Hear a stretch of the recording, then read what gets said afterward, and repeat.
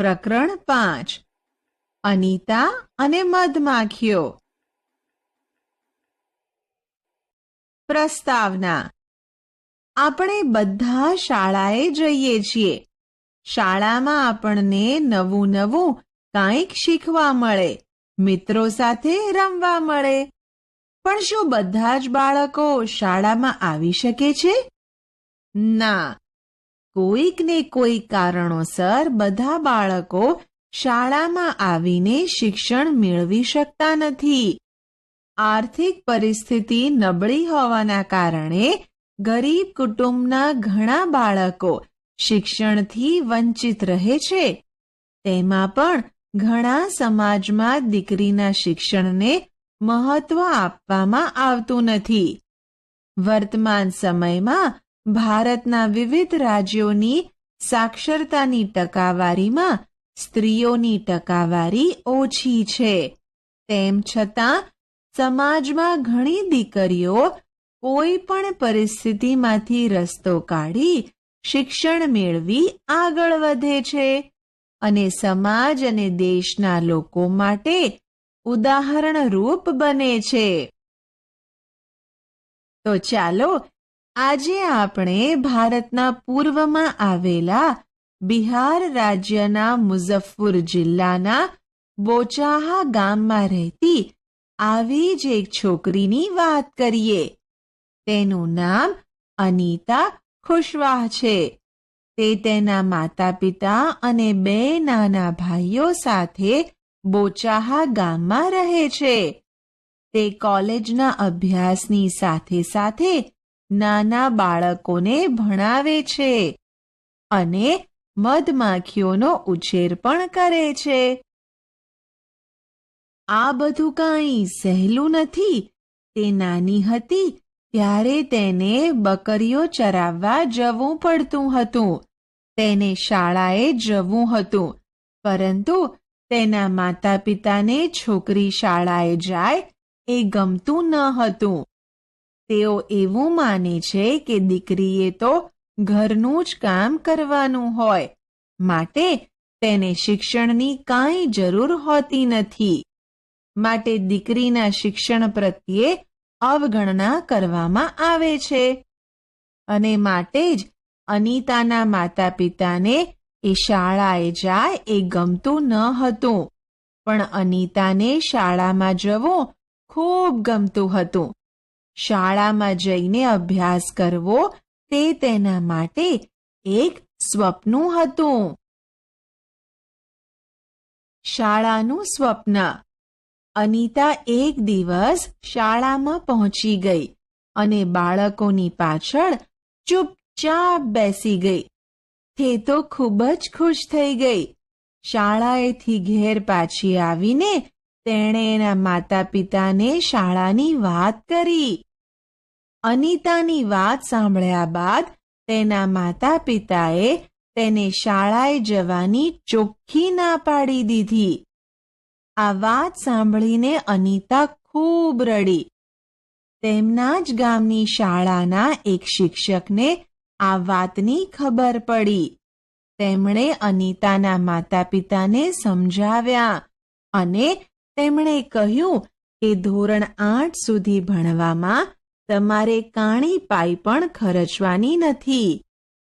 એટલે કે તેમણે અનિતાના ભણતર પાછળ 1 રૂપિયો પણ ખર્ચ કરવાનો નથી.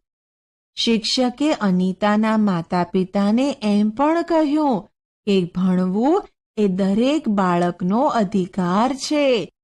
શિક્ષકની વાત સાંભળી અનિતાના માતા પિતા માની ગયા અને અનિતાએ શાળાએ જવાનું શરૂ કર્યું.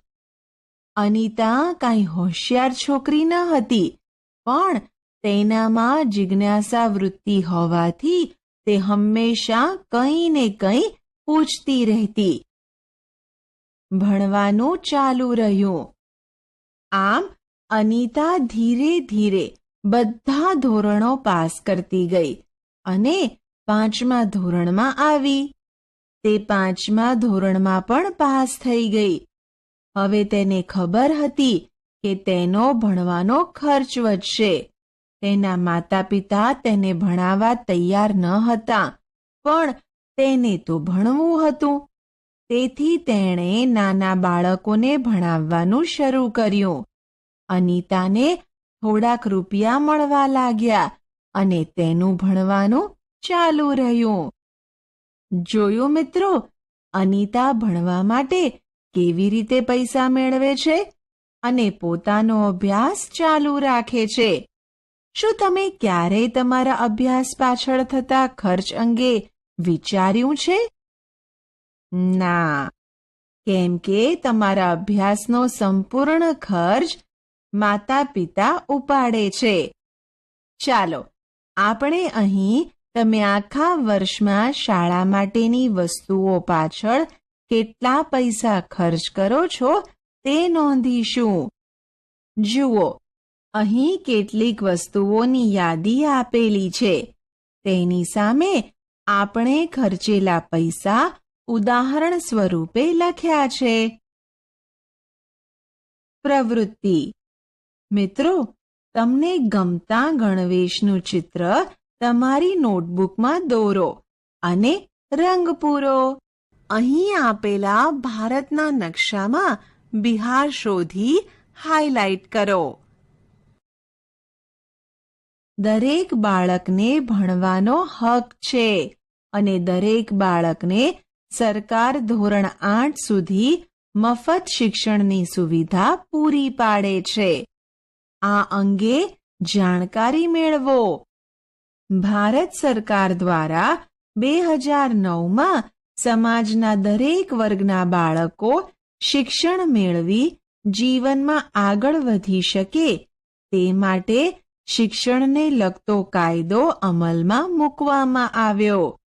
આ કાયદાના અંતર્ગત ભારતમાં 6 થી 14 વર્ષના બાળકોને મફત અને ફરજિયાત શિક્ષણ આપવાની જોગવાઈ કરવામાં આવી છે. આ કાયદાને રાઇટ ટુ એજ્યુકેશન એક્ટ 2009 કહે છે. આ કાયદા હેઠળ 6 થી 14 વર્ષના દરેક બાળકને મફત અને ફરજિયાત શિક્ષણ આપવામાં આવે છે. અનિતા આગળ શિક્ષણ મેળવવા લાગી અને તેણે ધીમે ધીમે અન્ય લોકોને પણ છોકરીઓને શાળાને મોકલવાની વાત કરી. અનિતાના માતા પિતા પણ તેના કામમાં મદદ કરવા લાગ્યા. તેની માતા ઘરનું બધું જ કામ કરી લેતી, જેથી અનિતાને ભણવાનો વધુ સમય મળી શકે. મધમાખી ઉછેરનાર. અનિતાના વિસ્તારમાં લીચીના ઘણા વૃક્ષો હતા.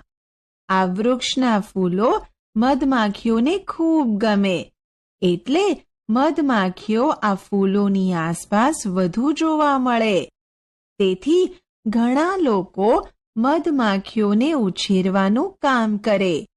વળી સરકાર એ માટે તાલીમ પણ આપે.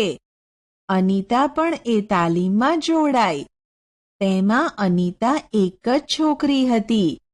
ઓક્ટોબરથી ડિસેમ્બર મહિનામાં મધમાખીઓ ઈંડા આપે, એટલે એ સમય એમના ઉછેર માટે ઘણો સારો ગણાય.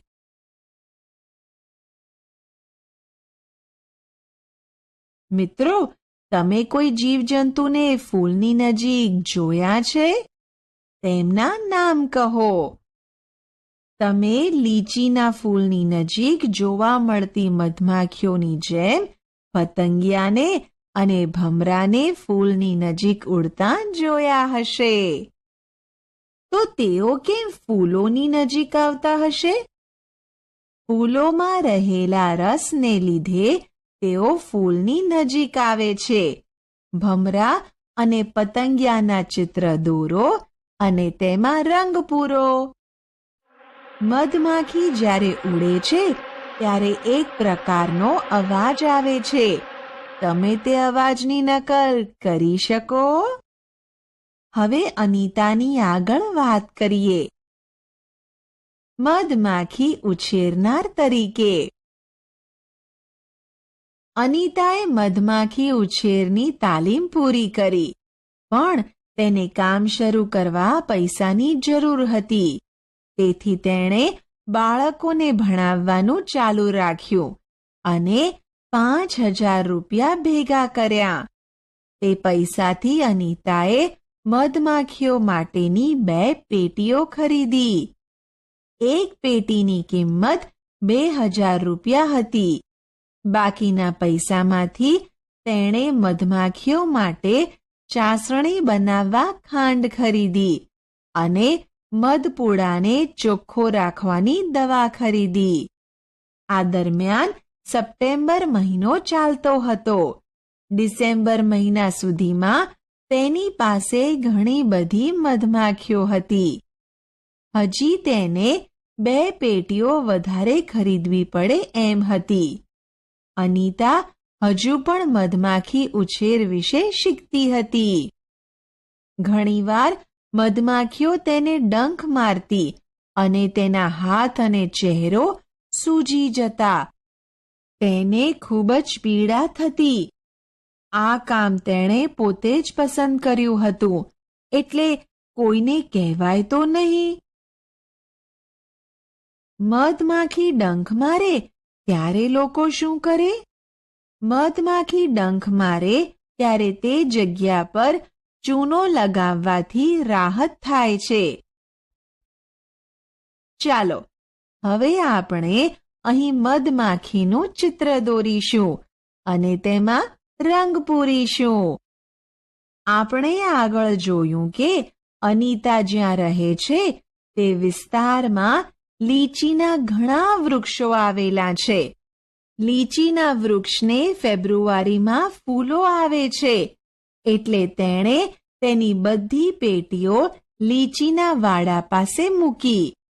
દરેક પેટીમાંથી તેને 12 કિલોગ્રામ મધ મળતું. આ મધ તે બજારમાં વેચતી. મધમાખીના ઉછેરમાં તેને પહેલી કમાણી થઈ. હવે તો તેની પાસે 20 પેટીઓ છે. તો અનિતાની 20 પેટીઓની કુલ કિંમત કેટલી હશે? એક પેટીની કિંમત 2,000 રૂપિયા હતી. તેથી અનિતાની 20 પેટીઓની કુલ કિંમત 40,000 રૂપિયા થાય. ખરું ને? અનિતા દરરોજ સાયકલ લઈને કોલેજ જાય છે. તેની કોલેજ 5 કિલોમીટર દૂર શહેરમાં છે. હવે અનિતાને નજીકના ગામના બધા લોકો પણ ઓળખવા લાગ્યા છે. તે દરેક ગામની સભામાં જાય છે અને દરેકને ભણતરના મહત્વની વાત કરે છે. ઘણીવાર લોકો તેની મજાક કરે છે, પરંતુ અનિતાને ખબર છે કે તેણે શું કરવાનું છે. અનિતા મધની મોટી વેપારી બનવા માંગે છે, જેથી તે લોકોને મધની પૂરતી કિંમત અપાવી શકે. અનિતા અને ગામના બીજા લોકોને 1 કિલોગ્રામ મધના 35 રૂપિયા મળે છે. તમારા શહેરમાં 1 કિલોગ્રામ મધનો શું ભાવ છે? તે જાણવાનો પ્રયાસ કરો.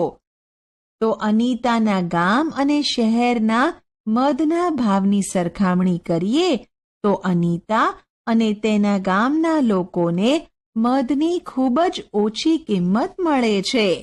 માટે અનિતાને મધની મોટી વેપારી બની લોકોને મધની પૂરતી કિંમત અપાવવી છે. તમારા ઘરમાં મધનો ઉપયોગ થાય છે? શાના માટે થાય છે? ઘરમાં મધનો ઉપયોગ ઔષધિ તરીકે અને કોઈ ખાદ્ય સામગ્રી ઉપર લગાવીને કરી શકાય છે. મધમાખી વિશે થોડી માહિતી મેળવીએ. મધમાખી એક પરિશ્રમી જંતુ છે કે જે માણસ માટે ઉપયોગી ખોરાક મધ બનાવે છે. 1 કિલોગ્રામ મધ એકઠું કરવા તેને લગભગ 1 લાખ કિલોમીટર કરતાંય વધુ પ્રવાસ કરવો પડે છે. તીવ્ર યાદશક્તિ ધરાવતી મધમાખીનું તલના દાણા જેવડું મગજ ગણતરીબાજ હોય છે. મધમાખી ગણતરીપૂર્વક એક સરખા ષટકોણ આકારના ખાનાવાળો મધપૂડો બનાવે છે. દરેક મધપૂડામાં એક રાણી મધમાખી હોય છે, જે ઈંડા મૂકે છે. પૂડામાં મોટા ભાગની માખીઓ કામદાર માખીઓ હોય છે. આ માખીઓ આખો દિવસ મધ એકઠું કરવાનું કામ કરે છે. તેઓ ફૂલોની આજુબાજુ ઉડે છે. તેઓ મધ બનાવવા ફૂલોમાંથી રસ એકઠો કરે છે. જ્યારે કોઈ એક માખી રસવાળું ફૂલ શોધી લે છે, ત્યારે બીજી માખીઓને જણાવવા તે ખાસ પ્રકારનું નૃત્ય કરે છે. કામદાર માખીઓ મધપૂડા માટે મહત્વની છે. કામદાર માખીઓ વગર મધપૂડા કે રસનો સંગ્રહ શક્ય નથી.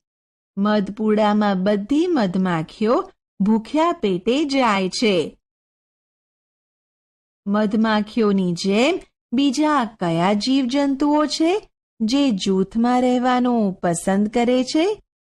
મધમાખીઓની જેમ કીડી, ઉધઈ અને ભમરી જેવા જીવજંતુઓ જૂથમાં રહેવાનું પસંદ કરે છે. કીડીઓ મધમાખીઓની જેમ સાથે રહે છે. રાણી કીડી ઈંડા મૂકે છે અને સિપાહી કીડીઓ દરની રક્ષા અને દેખભાળ કરે છે. કામદાર કીડીઓ હંમેશા ખાવાનું શોધવામાં અને તેને દર સુધી પહોંચાડવામાં વ્યસ્ત હોય છે. ઉધઈ અને ભમરી પણ આ જ રીતે સાથે રહે છે. શું તમે જોયું છે કે કીડીઓ ક્યાં રહે છે? કીડીઓ જમીનની અંદર દરમાં રહે છે. ખાવાની કઈ કઈ ચીજ વસ્તુઓ પાસે કીડીઓ ભેગી થાય છે? અનાજ, રોટલી, ગળી વસ્તુઓની આસપાસ કીડીઓ ભેગી થાય છે. આ ઉપરાંત કંઈક જીવજંતુઓ મરી ગયા હોય તેની આસપાસ કીડીઓ ભેગી થાય છે. ખરું ને? તમે કીડીઓની હાર એટલે કે લાઈન જોઈ છે? તેનો રંગ કયો હોય છે? તમે લાલ અને કાળી કીડીને હારબંધ એટલે કે લાઈનમાં જતી જોઈ હશે. શું તમને ક્યારેય કીડી કરડી છે? કેવી કીડી હતી? કાળી કે લાલ? મોટી કે નાની? ઘણીવાર તમને લાલ રંગની અને મોટી કીડી કરડી હશે અને તમને પણ ઘણું દુખ્યું હશે. ખરું ને? મિત્રો, તમને બધાને મગફળી તો ભાવતી જ હશે. તમે જ્યારે મગફળી ખાઓ છો ત્યારે તેના ફોતરાને તમે કદાચ ફેંકી દો છો. તેના ફોતરાનો ઉપયોગ કરી થોડા જીવજંતુ બનાવવાનો પ્રયત્ન કરો અને તેમાં રંગ કરવાનું ભૂલતા નહીં. આપણે શું શીખ્યા? ભણતરનું મહત્વ. છોકરીઓને ભણાવવા પ્રત્યે જાગૃત